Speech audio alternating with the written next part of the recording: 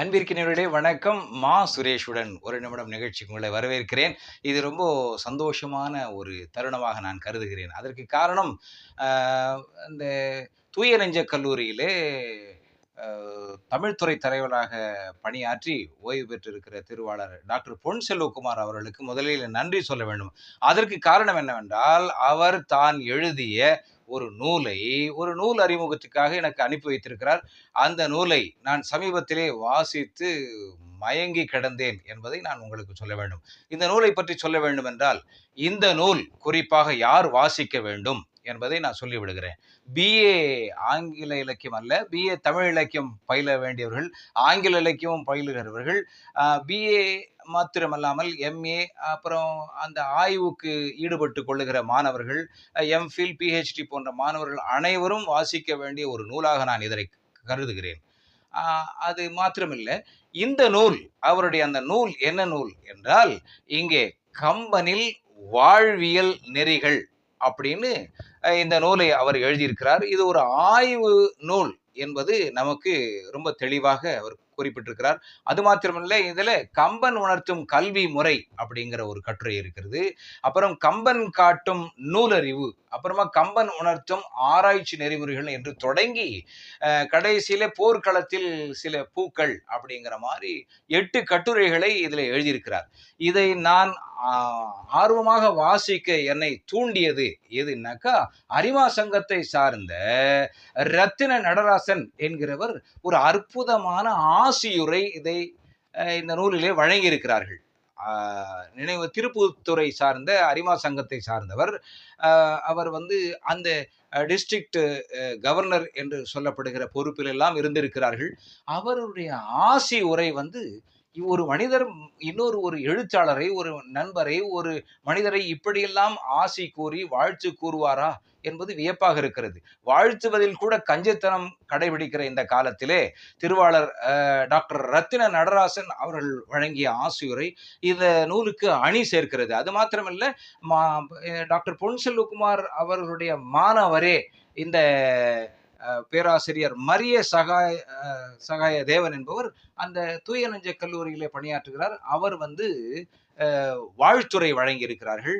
அப்புறம் நம்ம அகரம்சேரி அரசு உயர்நிலை பள்ளி, வேலூர் மாவட்டத்தில் இருக்கிற, அதனுடைய தலைமை ஆசிரியர் மீரா ஏழுமலை அவர்கள் அணிந்துரை எழுதியிருக்கிறார்கள். இதில் குறிப்பாக நம்ம டாக்டர் ரத்தின நடராசன் அவர்கள் ஆசியுரை வழங்கியிருக்கிற காரணத்தினாலே இந்த நூலை டாக்டர் பொன் செல்வகுமார் அவர்கள் அவருக்கே சமர்ப்பணாக வழங்கியிருக்கிறார்கள். இந்த நூலில் நான் முழுக்க படிச்சு, இதுல என்னன்னா ஒரு சிறப்பு, இது வேகமாக வாசிக்க முடியாத, அதே நேரத்தில் வாசிக்க கூடாத நூல். வேகமாக வாசிச்சு முடித்தால் இதை சுவைக்க இயலாது என்பது என்னுடைய கருத்தாக இருக்கிறது.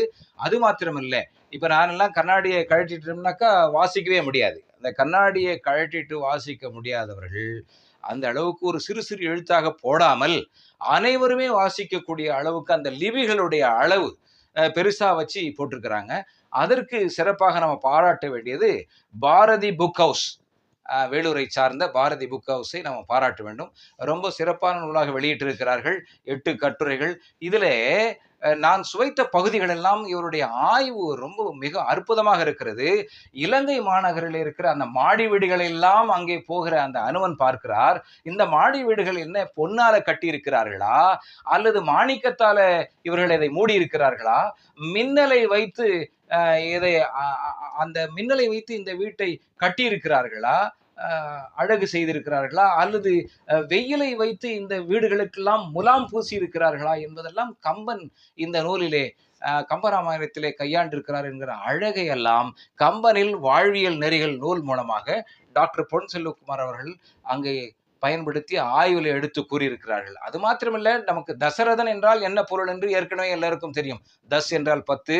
அந்த 10 திசைகளிலும் மேலும் கீழும் சேர்த்து, ஏற்கனவே 8 திசைகள் உங்களுக்கு தெரியும், மேலும் கீழும் சேர்த்து 10 திசைகளிலும் தன்னுடைய ரதத்தை, தச ரதம் ஓட்டுகிற வல்லமை உள்ளவர் என்பது ஒரு இடத்திலே நான் வாசிக்க நேரிட்டது. அது எங்கேயோ வாசித்தது.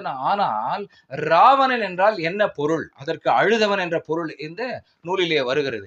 அது மாத்திரமல்ல, இவர் நூலறிவை குறித்து நல்லா சொல்றாரு. கோசல நாட்டு மக்கள் அவர்கள் மாத்திரம் நூல் அறிவு மிக்கவர்களாக இல்லை, அந்த நாட்டு மன்னனும் நூல் அறிவு மிக்கவனாக இருக்கிறான் என்பதையெல்லாம் மேற்கோளாக காட்டி எடுத்து போருகிறார்கள்.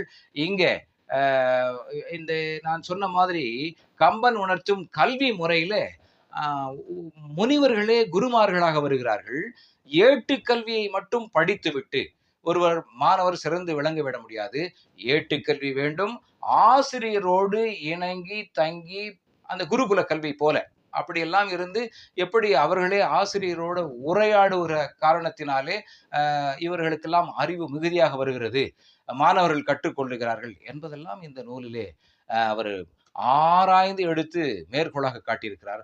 அது மாத்திரமல்ல, குருவுக்கு ஆசிரியர் எதை சொன்னாலும் கட்டுப்பட்டு கேட்க வேண்டும். அறம் அல்லாத செயல்களை கூட நீங்கள் செய்யுங்கள், அதுவே ஆசிரிய தர்மம், அதுவே கல்வி முறைக்கான அரணாக அமையும் என்பதை போன்ற விஷயங்கள் எல்லாம் இதை எடுத்து வேகமாக காட்டியிருக்கிறார் இவர். இந்த நூலை நீங்க பெற்றுக்கொள்ள வேண்டும் என்று நீங்கள் விரும்பினால், முதலிலே நூல் ஆசிரியர் டாக்டர் பொன் செல்வகுமார் அவர்களுடைய எண் கொடுக்கிறேன். ஆசிரியரோட பொன் செல்வகுமார் அவர்களோட நீங்க உரையாற்ற வேண்டும் என்றால் அதனுடைய நூல் இந்த இந்த இந்த நூலை பெறுவதற்கு இதில் குறிப்பிட்டிருக்கிற அந்த எண் 9442411730. மறுபடியும் தமிழிலே சொல்லுகிறேன், 9442411730 என்கிற இந்த எண்ணை வைத்து கொண்டால் நூலாசிரியர்கிட்ட பேச உங்களுக்கு வாய்ப்பு கிடைக்கும்.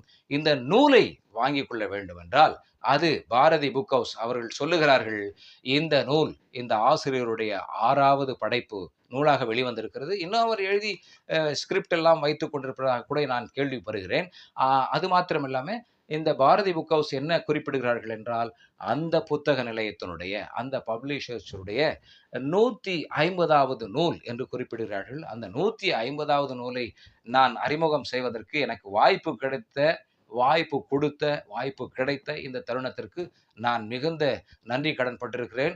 பாரதி புக் ஹவுஸினுடைய எண்ணை குறிப்பிடுகிறேன், 9942441751. தமிழிலே சொல்லுகிறேன், 994242441751.